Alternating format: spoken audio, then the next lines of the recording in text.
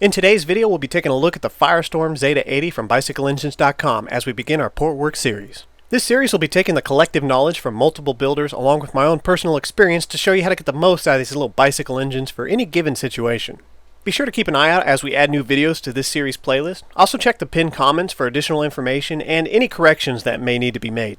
I'm by no means an expert on this subject. I'm simply trying to consolidate information from those builders who are, as well as show you what's worked for me so far. I want to give a big thanks to BicycleEngines.com for helping us out by supplying this kit. Before getting into the technical aspects as to why I reached out to them and asked for this exact engine, I'd like to point out that there's a good reason why I've had the Firestorm listed as my favorite motor in video descriptions for so long, as well as why I recommend it to most new builders.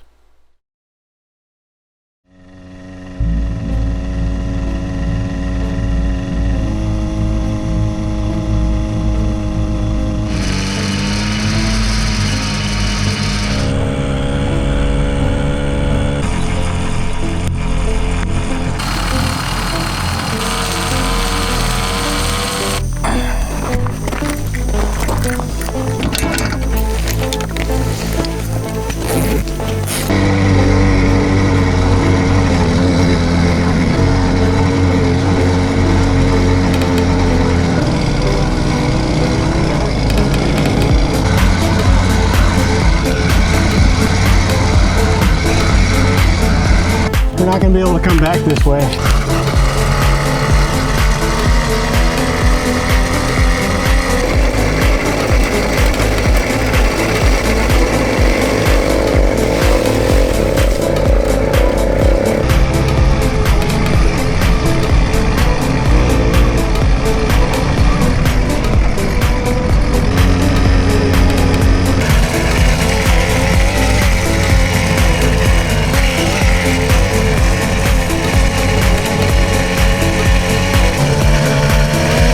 I like this one. This one's nice.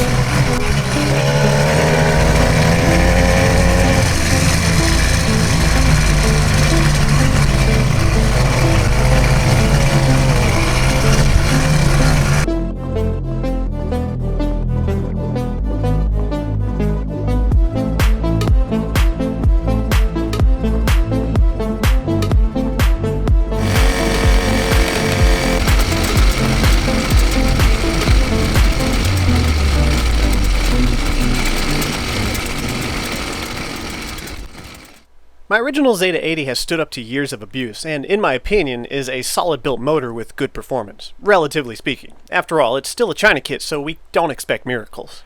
For anyone who may still have doubts, know this: BicycleEngines.com is not afraid of honest content that points out flaws, as they made very clear by supplying me with this kit even after our latest videos.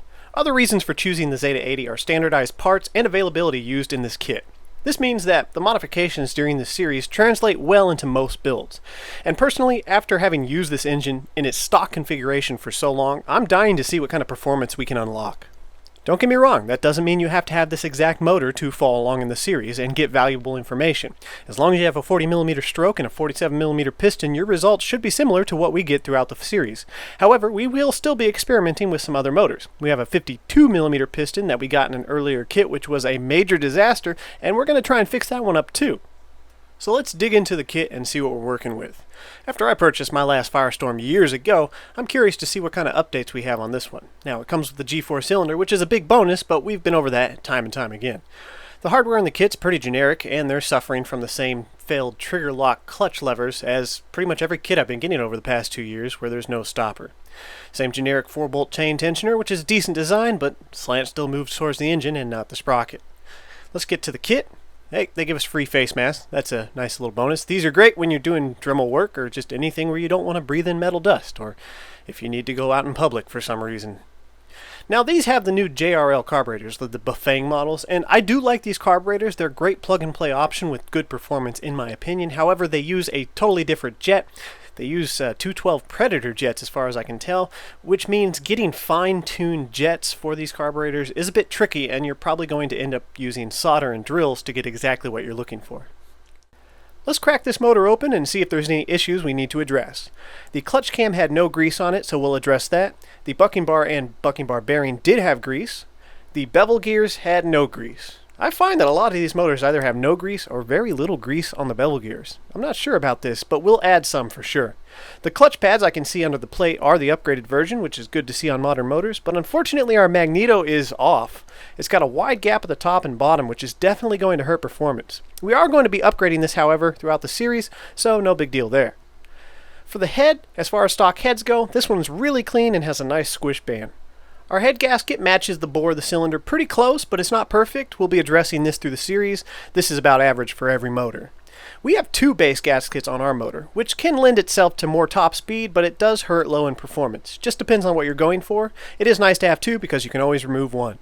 The cylinder looks very clean. I'm impressed. The quality is nice. There were only a few tiny little flakes, which I did address, but in my opinion, had somebody just run this motor straight out of the box, I don't think they would have had any reliability issues.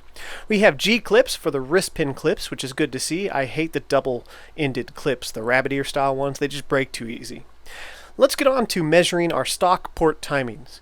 So we're going to remove the magneto, and we're going to unbolt the magnet, add a couple washers for spacing for our degree wheel so it clears the cylinder.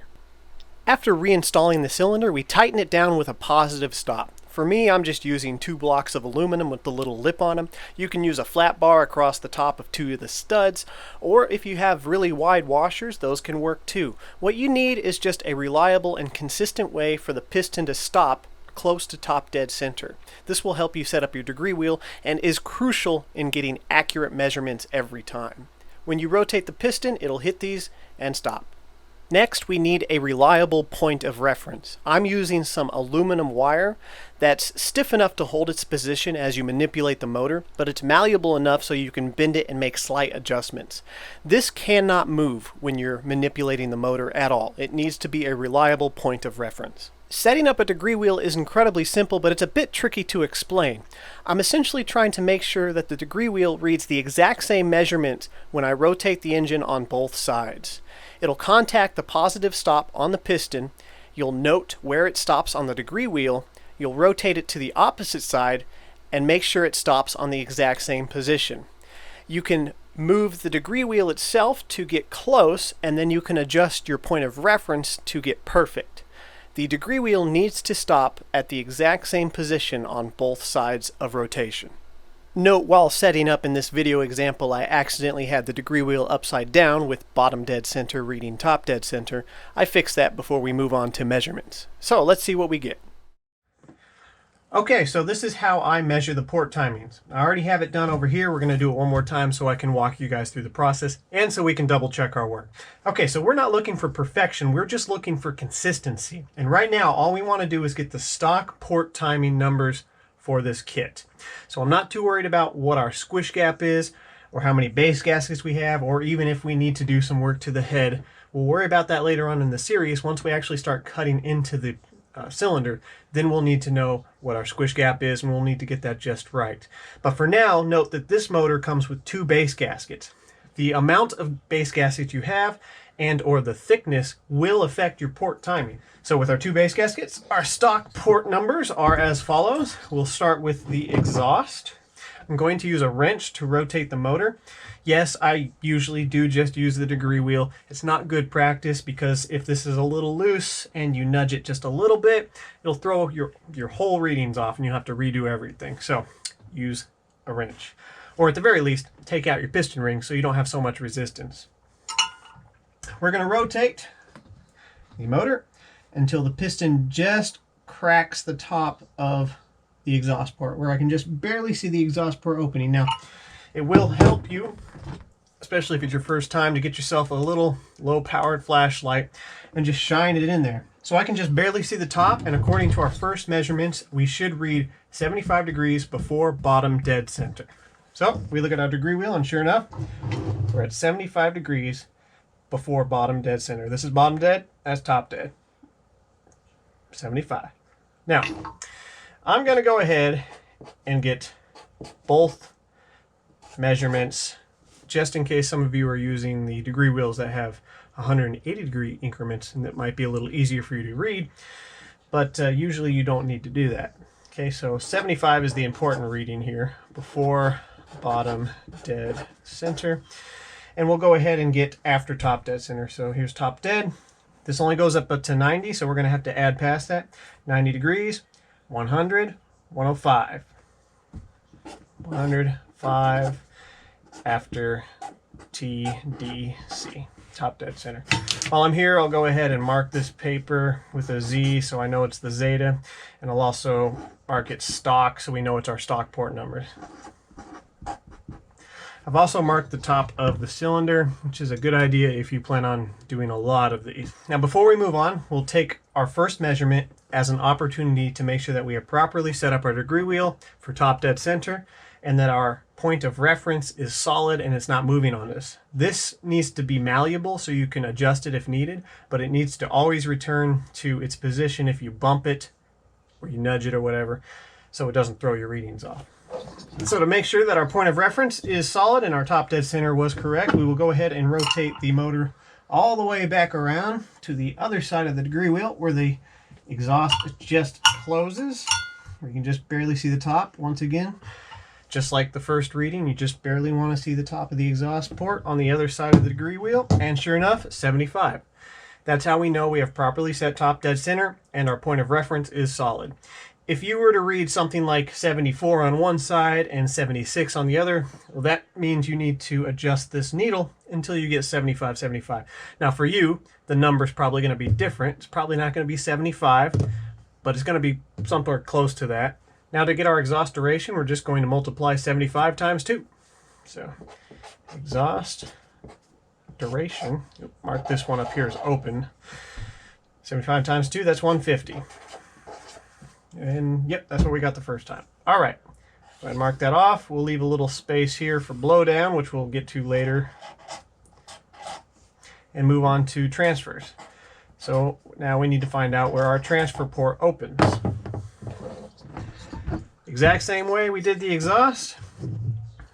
We're just going to turn the motor until we just barely see the top of the transfer port opening. Now, these G4 cylinders technically have 4 transfer ports. 2 mains, 2 auxiliaries. A lot of guys will like to cut out the bridge and just make it 2 transfer ports.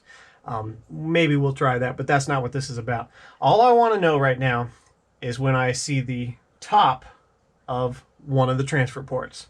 So the first one that opens, I can just barely see the top right here. Now, I know you guys can't really see in the video, but just take my word for it. I just barely see a sliver of the top of the transfer port. Our first measurement was 61 degrees before bottom dead center.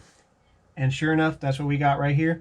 61 degrees before bottom dead center now. So we got 61 for bottom dead. So after top dead center, if you want that reading, we got 90.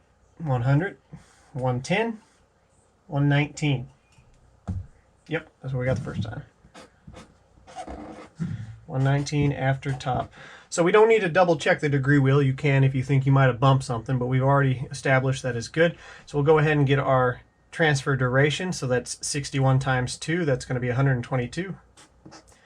Transfer duration, 122. Yep, that's what we got the first time. That was good double check.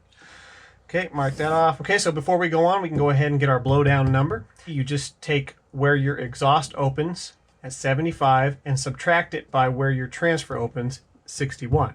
So 61 minus 75, that's 14? Yeah, 14. We have 14 degrees of blowdown. Now we'll move on to our intake opening. Now we measure the intake the same way as we did with the other ports. We go ahead and rotate our piston until we just see the bottom of the piston peeking over the bottom of the intake. And this is going to be just about, let's see, this is going to be before top dead center this time. Looks like I got 50, 55, 56, 57, 58. 58. Yep. 58 before top dead center. And that times 2 is going to be 116. So intake duration, 116 degrees, and that's what we got. Okay, we have our numbers. We will go ahead and double check everything here, make sure we're good. Oh yeah, I didn't do after bottom dead center for the intake, just in case you wanted that. So the intake opened 58 degrees before top dead center, which is going to be 90, 100, 110, 120, 122 after bottom dead center. All right, that's how we get our port timings. Now we can go ahead and put all this back together, put it on a bike, see how it runs, and then we can start cutting.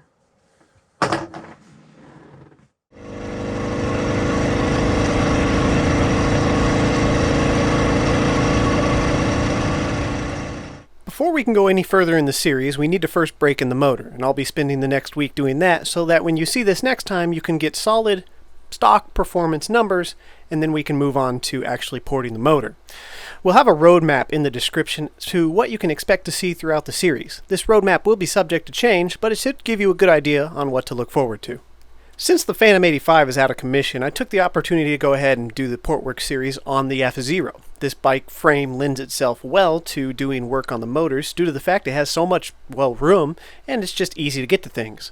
Plus, it's already got a 36-tooth sprocket on it, and it's pretty much built for speed, so we can safely take this motor up to its limits without worrying too much on whether or not the bike's going to fall apart. I did run into a bit of an unfortunate snag in my original plans. I wanted to test the bike with the stock exhaust, port the motor, test it with the stock exhaust again, and then add a pipe, so on and so forth. But this frame does not lend itself to a stock exhaust. They did not design it expecting anyone to not put a pipe on their motor, and I completely understand that. So it'll go as follows.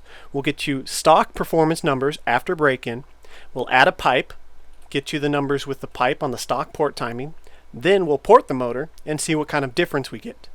And then we'll move on forward from there, but that's pretty much it for now. I'll leave you guys with some highlights from the break-in ride, and until next time, ride safe. Well, it looks like we're not really going to be doing any pedaling. Break-in Zeda Firestorm, it's all up to you. I can kind of half pedal. Pump it.